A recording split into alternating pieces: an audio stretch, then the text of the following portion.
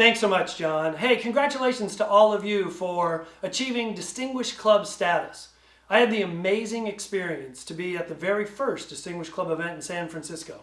I know how incredible that event was. I can't even imagine the 2 days that you guys are going to have in Florida. So have a great time. We're awfully sorry that we couldn't be there in person. But you know, it's funny. John tells a great story about a waitress who took a risk.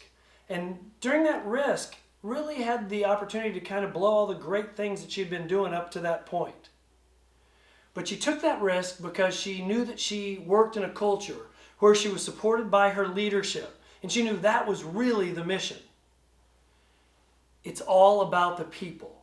And that's exactly why we're here today, to talk to you about the people.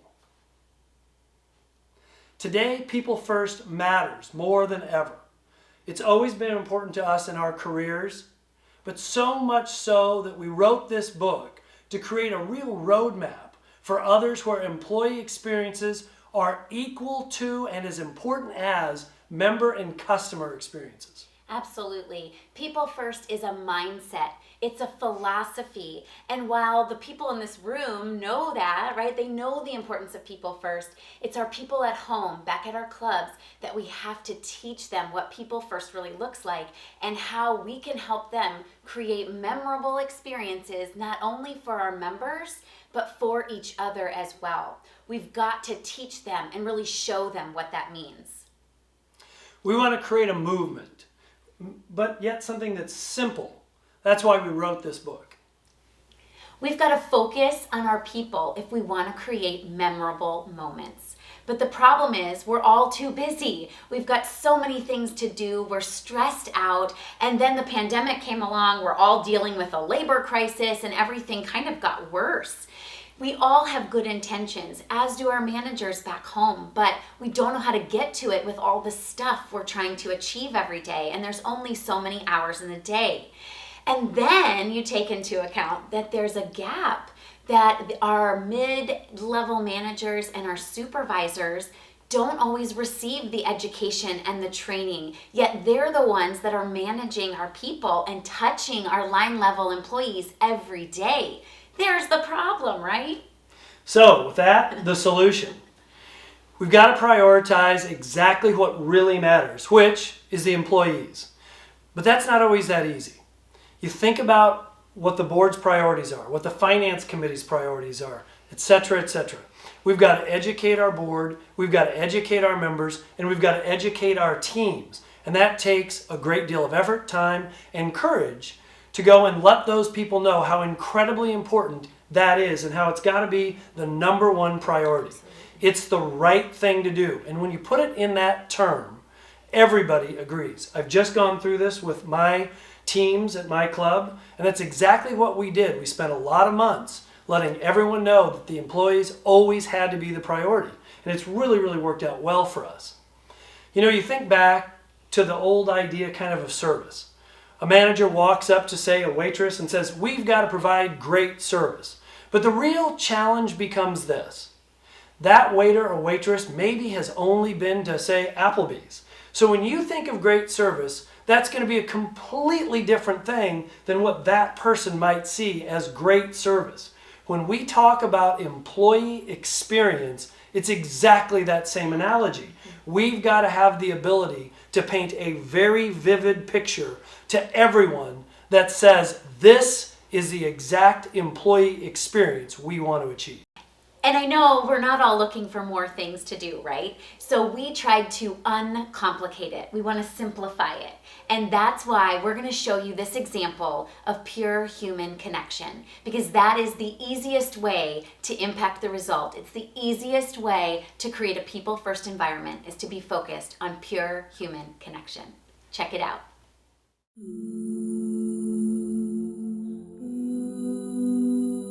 They came to the 12th floor for a gesture, or a motion, or a sign. But they received something more. A moment. It's almost like a wave of hope, like you're not in this on your own. It's a salute to those kids and to their parents and the family members. It just kind of brings it all home, what is important. It started September 2nd. It's time to start a new tradition here at Kinnick. And let's give a big Hawkeye wave to all the kids watching the game. A new tradition where Iowa fans at the end of the first quarter turn away from the field at Kinnick Stadium and wave to those watching from across the street. Patients looking down from the Stead Family Children's Hospital.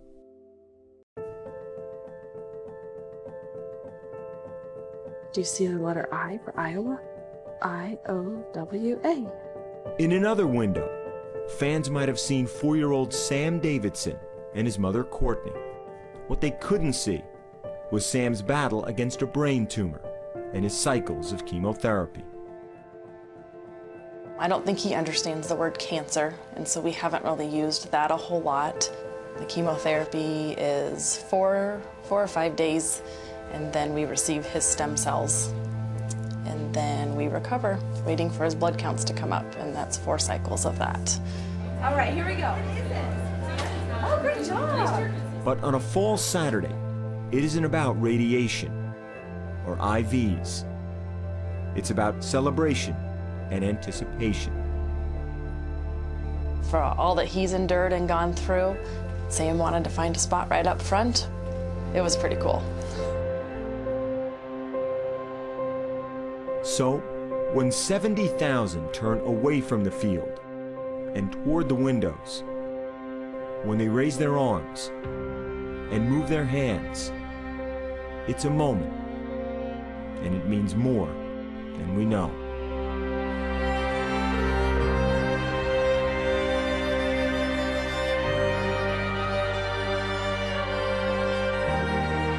You see it and the flood of people looking back at you.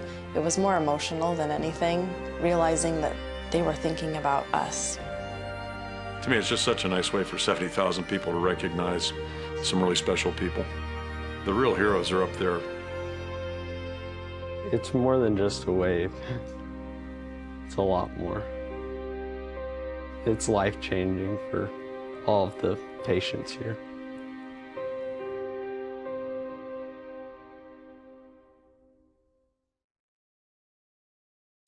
We love the wave example. It's simple, yet extraordinarily profound. It costs absolutely nothing. It takes a little bit of time, but it has the right intention, but leaves an impact on thousands and everybody who watches on television, in addition to the 70,000 people that are in the stadium. It's funny though. I think about all my years in clubs. We have the power to do things like this every day. Yeah. We just have to provide that intention. Yeah, and we have to teach our employees that the one thing that matters more than anything else that they do is pure human connection. And that means with each other, but also with the members. When we do that, it clarifies their purpose, it fuels their energy, and it builds community. And building community, that's what we do, right? Builds community. You know, it reminds us of kind of a funny story. When we both worked together in Dallas, we hired some really extraordinary people from around the U.S. We hired this one young lady who was coming straight out of college, who was going to come into a very, very big role at our club. So as she came there and she interviewed, she brought her mom along, and it was really an interesting thing. We offered her the job. She was really excited to take it, but her mom wanted a minute with just Jackie and I. She grabbed us and she looked at us and she said this. She said, "I want you to know I am entrusting my daughter to you." And it was interesting because she didn't mean at work. She meant moving from Iowa to Dallas to a big city, the whole thing. And it was at that moment that we were reminded of the incredible importance of looking at the whole person, not just the person that you work with. Yeah. So what we're really saying, and again, to simplify this even more, is we really are saying you just need to love your people, and you need to teach your people to love their people, right? And we know the word love freaks people out. It's not something they want to use in business. It's why we didn't put love in the title of our book. But here's what we want you to think about when we talk about loving your people. L, loyalty. Show your loyalty to your people so that they can be loyal to you in return. O is for ownership, and encourage and empower your people so they can take ownership of their roles, because that's really what we want. V is value. Show your people that they're valued and that they can see their value and produce value in return. And E, excellence. Let's create employee experiences that are filled with excellence so our employees can then operate with excellence. So loyalty, ownership, value, and excellence. That's what we mean when we say love your people. For decades, society has taught that caring for our people is some kind of HR problem. We're going to get sued if we care about our employees. Today, everything has shifted. People are starving to belong, to connect, to be part of a purpose, especially Gen Z. The pandemic has amplified work-life balance. Yep, absolutely. Right. It's no longer about pay or title. People are looking for more caring work environments and better work experiences. So how do we do that? Well, we've got to create a people-first culture. And what does that mean? It means that we've got to build relationships and create moments of pure human connection throughout the entire employee life cycle. So we're going to tell you our 5 steps of pure human connection that we talk about in our book. And the first step is in the recruiting phase, which is credibility. So we've got to create messages where we are trustworthy, truthful, and consistent, because we need to show people that we're the kind of employer that people can be proud to work for. That's credibility. Candor is step number 2, and that's really important in the hiring phase. And what that means is we've got to be transparent and authentic and really show people what they can expect of us as employers, but also tell them what they can expect of us, because that truthfulness, that trust is so important. Step number 3, cultivation. And this is especially important during the onboarding phase. This means that we've got to really support and coach our people and answer their questions. We've got to get people up to speed as quickly as possible, because that feeling of anxiety, that feeling of not knowing people creates distress, which means it creates not a great employee experience. So we've got to get past that as quickly as we can. Teach your people that the most important thing that they can do is help a new person, is to answer their questions, is to help them through the transition to being fully trained. Step number 4 is commitment. And this is evident in every phase of the employee life cycle, but we've got to show that we're committed to our employees, that we're going to invest in them, that we care about them genuinely. And we've got to encourage them and support them so that they can take ownership of their roles. So we want to show them we're committed to them so they can show their commitment to us. And step number 5 is care. And it is evident in everything that you do when you truly, genuinely care. And that means that we help people see their value, we reward and recognize people for their efforts, and we've got to teach our managers and every layer of our organizations, we've got to teach them what it looks like to care. Because caring is the one thing every single person in our organizations can do, yet so few actually do it. So the 5 steps again are credibility, candor, cultivation, commitment, and care. These 5 steps lead to a thriving organization where you are creating memorable experiences for members and employees. But this message is not unique to us.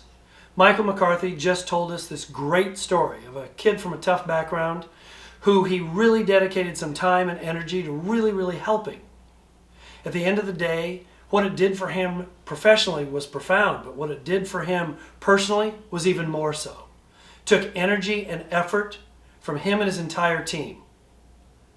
Stay focused on the things that matter and that's our employees. Yeah, we've got to step out from our screens, put our phones down, make the time to connect, to talk, ask people how they're doing, what they need, what do they need help with. Remember, you are important and your people are important. So they're craving your attention, they're craving your leadership. Make sure that you carve out time to give them your undivided attention so you can create those moments of pure human connection. It starts with you, but it doesn't end with you. Thanks, everybody. Thanks so much.